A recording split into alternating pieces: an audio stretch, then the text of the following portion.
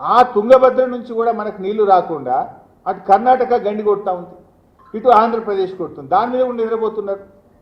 తుంగభద్రలో ఏమవుతుంది, అటు కర్ణాటక లో లెవెల్ కెనాల్కు సమాంతరంగా మరో కాలువ దవ్వుతా ఉంది. అదేవిధంగా కర్ణాటక నావలి రిజర్వాయర్ను 31 టీఎంసీల సామర్థ్యం నుంచి 52 టీఎంసీలకు పెంచే ప్రయత్నం చేస్తుంది. కర్ణాటక రిజర్వాయర్ సామర్థ్యం పెంచిన ప్యారలల్ కెనాల్ దవ్వినా మీరు స్పందించరైతుంది. ఇటు ఆంధ్రప్రదేశ్ కూడా తుంగభద్ర డ్యాంకు కుడివైపు నుంచి హెచ్ఎల్సీ ద్వారా కూడా నీళ్లు తీసుకుపోయే ప్రయత్నం. అంటే ఆంధ్రప్రదేశ్ ఒకవైపు తుంగభద్ర నుంచి నీళ్లు మళ్లించే ప్రయత్నం చేస్తుంది. మరి మనకు ఇటు ఆర్డీఎస్ దెబ్బతింటుంది, దాని మీదనే మనకు ఆర్డీఎస్ కూడా ఉన్నది. అటు ఆర్డీఎస్కు నష్టమవుతుంది, ఇటు శ్రీశైలం ఎండిపోయే ప్రమాదం ఉంటుంది.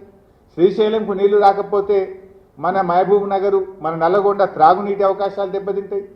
మహబూబ్ నగర్లోని మన పాలమూరు ఎత్తిపోతల పథకం, మన కల్వకుర్తి ఎత్తిపోతల పథకం, మన దిండి ఎత్తిపోతల పథకం, మన సాగర్ ఆయకట్టు, ఇవన్నీ దెబ్బతినే ప్రమాదం ఉంటుంది కదా. మరి తుంగభద్ర నీళ్లను అటు కర్ణాటక ఇటు ఆంధ్రప్రదేశ్లు అక్రమంగా మళ్లించుకునే ప్రయత్నం చేస్తుంటే ఎందుకు ఈ రాష్ట్ర ప్రభుత్వం మౌన ముద్ర వేసుకున్నది? ఎందుకు ఈ రాష్ట్రం మౌనంగా ఉన్నది? ఇది మీ బాధ్యత కాదా అని చెప్పి ఈరోజు మేము అడుగుతా ఉన్నాం. ఆ రోజు మీరు చూస్తే గతంలో బీఆర్ఎస్ ప్రభుత్వం ఉన్నప్పుడు అప్పటి ఆంధ్రప్రదేశ్ ప్రభుత్వం గోదావరి పెన్న 330 టీఎంసీలు ఫ్లడ్ వాటర్ తీసుకుపోతామని 2017లో వాళ్ళకు ప్రాజెక్ట్ తయారు చేసింది. ఆ రోజు 2017 అప్పుడు గౌరవ ముఖ్యమంత్రి కేసీఆర్ గారు చాలా సీరియస్గా మేము ఆ ప్రాజెక్ట్ను ఆ రోజు అపోజ్ చేయడం జరిగింది. మేము గట్టిగా అన్ని ప్లాట్ఫామ్స్లో జీఆర్ఎంబి కానీ, కేఆర్ఎంబి కానీ, సిడబ్ల్యూసి కానీ, వాటర్ రిసోర్స్ కానీ ఆ రోజు మేము తీవ్రమైనటువంటి నిరసన తెలియజేస్తే అది ఆగిపోయింది ఆ రోజు. కానీ ఈరోజు కొత్తగా వచ్చిన ఆంధ్రప్రదేశ్ ప్రభుత్వం యుద్ధ ప్రాతిపదికన ఇటు గోదావరి నీళ్లను మరి తీసుకుపోయే ప్రయత్నం చేస్తూ ఉంటే వీళ్ళు మాత్రం మరి కనీసం ఈ రోజు వరకు ఉత్తరం కూడా రాయలేదు.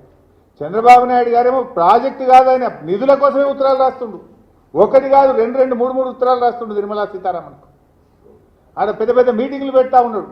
మరి వీళ్ళు ఏం చేస్తున్నారు నాకు అర్థం కాదు. అసలు ప్రిలిమినరీ ఒక వార్తా పత్రికలో వచ్చిందన్నా, ప్రభుత్వం దృష్టికి వచ్చినా వెంటనే ప్రభుత్వాలు స్పందించి లెటర్లు రాస్తుంటాయి. గతంలో ఇది కేసీఆర్ గారు రాసిన ఉత్తరం మీకు ఇది కూడా పంపిస్తారు.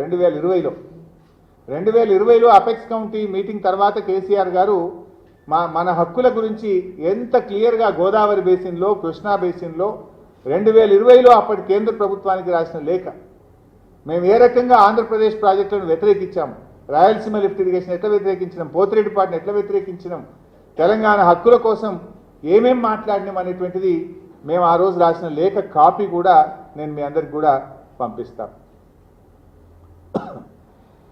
మరి అదేవిధంగా మొన్న బ్రిజేష్ కుమార్ ట్రిబ్యునల్ విషయంలో కూడా బీఆర్ఎస్ పార్టీ కేసీఆర్ గారు ఎంతో ప్రయత్నం చేసి సెక్షన్ 3ని సాధించిందే బీఆర్ఎస్ పార్టీ. సెక్షన్ 3 ఎప్పుడొచ్చింది? రాష్ట్రంలో తెలంగాణ ప్రభుత్వం ఏర్పడ్డ మొదటి నెలలోనే కేసీఆర్ గారు అప్పటి నీటిపారుదల శాఖ మంత్రి ఉమాభారతి గారి దగ్గరికి వెళ్ళి కలిసి సెక్షన్ 3 కింద ఆంధ్రప్రదేశ్ తెలంగాణ మధ్య కృష్ణా నదీ జలాలను పునః పంపిణీ చేయాలని లేఖ పెట్టారు. ఉమాభారతి గారి దగ్గర లెటర్ పెట్టారు. అప్పటి నుంచి జరిగిన పోరాటం, గడ్కరీ గారు వచ్చినా, షెకావత్ గారు వచ్చినా, మధ్యలో సుప్రీంకోర్టుకు వెళ్ళి చివరి దాకా ఫైట్ చేసి సెక్షన్ 3ని మేము సాధించినాం. ఇవాళ ఆంధ్రప్రదేశ్ పోయి మళ్ళా ఆ సెక్షన్ 3 మీద సుప్రీంకోర్టులో కేసేసి మీరు కేవిట్ అయ్యారా? కనీసం ఏం చేస్తున్నారు? కేవిట్ అయ్యారా? మనం చేసిన పోరాటం మీద ట్రిబ్యునల్ ఏం చెప్పింది? మొన్న సెక్షన్ 3ని ముందు వింటాము అన్నారు. యాక్చువల్గా ఇన్ఫ్యాక్ట్ ఇక్కడ కూడా రాష్ట్ర ప్రభుత్వం సరిగ్గా అధికారులు చెప్తున్నట్టు తెలుస్తుంది, నాకు అనిపిస్తలేదు. ఇంజనీర్లు కానీ అధికారులు కానీ రాష్ట్ర ప్రభుత్వాన్ని సరిగ్గా గైడ్ చేస్తలేరు. సెక్షన్ 3 అనేది సెక్షన్ 89 కింద సెక్షన్ 3 యాడ్ అయింది, అంటే సబ్స్యూమ్డ్. ఒకసారి సబ్స్యూమ్ అయిపోయిన తర్వాత ఇక అసలు సెక్షన్ 89 ఉండదు.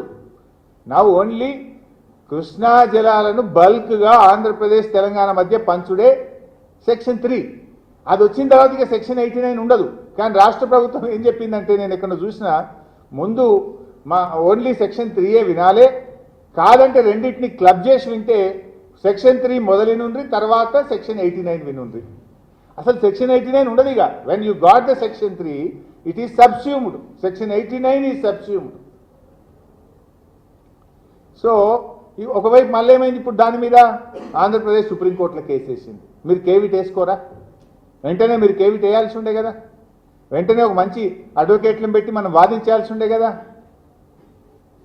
ఇది యాక్చువల్లీ 10 ఏళ్ళు మేము కష్టపడి సెక్షన్ 3ని సాధించినాం. మేము దాన్ని జాగ్రత్తగా వాదనలు వినిపించి సెక్షన్ 3ని మనం విజయవంతంగా మళ్ళీ మనం ద్వారా 2 రాష్ట్రాల మధ్య నదీ పరివాహక ప్రాంతానికి అనుగుణంగా నీళ్లను మనం సాధించుకోవాల్సినటువంటి అవసరం ఉంది.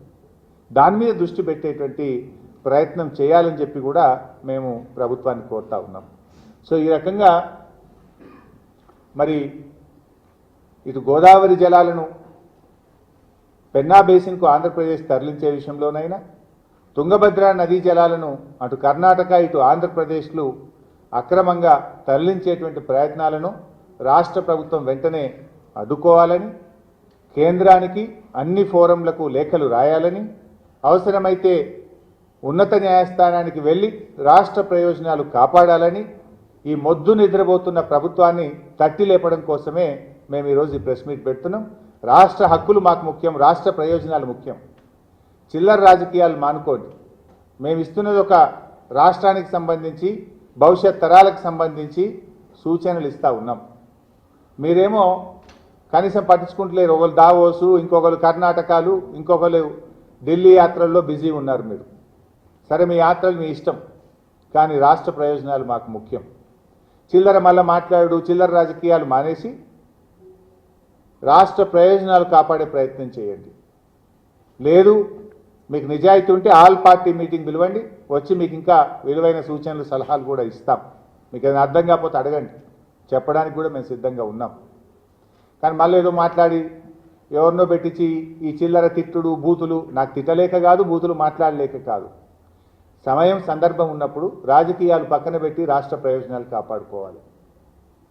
ఇతర రాష్ట్రాలు చూసి నేర్చుకోవాలి. రాజకీయాల కంటే రాష్ట్ర ప్రయోజనాలు ముఖ్యం. మన రాష్ట్రానికి హక్కుగా రావాల్సిన నీటి వాటాలు మనకు ముఖ్యం. ఆ నీళ్లు సాధించుకోవడం కోసం, అక్రమ ప్రాజెక్టులను అడ్డుకోవడం కోసం ప్రభుత్వం వెంటనే కళ్ళు తెరిచి యుద్ధ ప్రాతిపదికన చర్యలు తీసుకోవాలని మేము కోరుతున్నాం. Thank you.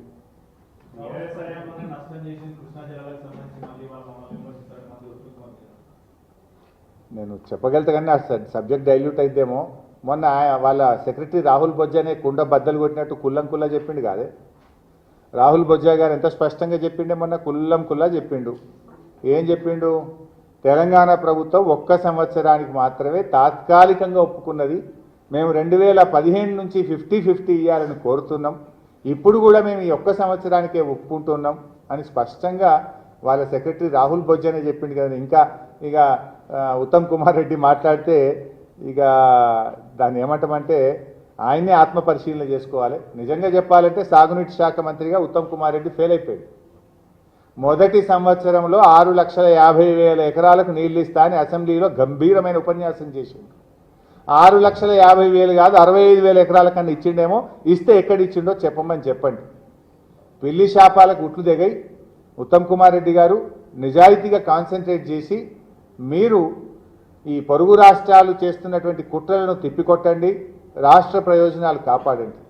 ఇక పాలమూరు రంగారెడ్డి ప్రాజెక్టు జర్రంతా 3 నెలలు పనిచేస్తే మొన్న గన్ని నీళ్లు సముద్రంలో కలిసినాయి. ఎన్ని నింపుకుందాం ఇవాళ? మహబూబ్ నగర్ జిల్లాకు ఎంత లాభం అవుతుండే? జర్రంతో జానడంత మురుడంత కాలువ ఉండే. 3 నెలలు పనిచేస్తే ఇవాళ 3 రిజర్వాయర్లు నింపుకుంటే పాలమూరు జిల్లా ఎంత మేలు జరుగుతుండే. గా పని కూడా చేయకపోతుంది. ఏంటి మేడిగడ్డ ప్రాజెక్ట్నేమో పండబెట్టిరి, పాలమూరు ఎత్తిపోతల పథకాన్నేమో పక్కకు పెట్టిరి, మూలకు పెట్టిరి. పని చేయండి. ఇవన్నీ రాజకీయాలు ఉంటాయి, రాజకీయాలు మాట్లాడుకుందాం, కానీ రాష్ట్ర ప్రయోజనాలు కాపాడండి. ఊకే విమర్శలు మానండి. మాని రాష్ట్ర ప్రయోజనాలు కాపాడే ప్రయత్నం చేయాలని చెప్పి మేము కోరుతా ఉన్నాం.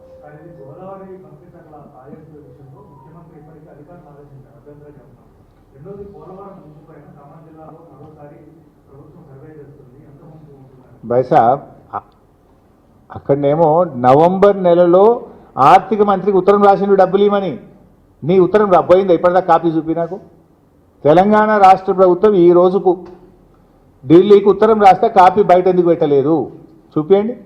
రాసిందా మీరు? పోయిన సంవత్సరం నవంబర్లో బంకచెర్ల ప్రాజెక్టుకు నిధులు ఇవ్వమని నిర్మలా సీతారామన్కు ఆంధ్రప్రదేశ్ ముఖ్యమంత్రి ఉత్తరం రాస్తుండు. ప్రాజెక్టు రూపకల్పన అయిపోయి నిధులకు కూడా వాళ్ళు రెండు ఉత్తరాలు రాస్తే నువ్వు కనీసం అపోజ్ చేయడానికి ఒక ఉత్తరం రాయడానికి నీకు టైం దొరకలేదా నీకు? You are so busy with that. అంత బిజీ ఉన్నారా మీరు? ఏది ఉత్తరం? ఉత్తరం మీకు మీడియాకి రిలీజ్ చేయాలి కదా, చేసిండ్రా? ఎందుకు రాస్తలేరు మరి? అది ఎప్పుడు దొంగలు పడ్డాక 6 నెలల కుక్కలు పొరిగినట్ట?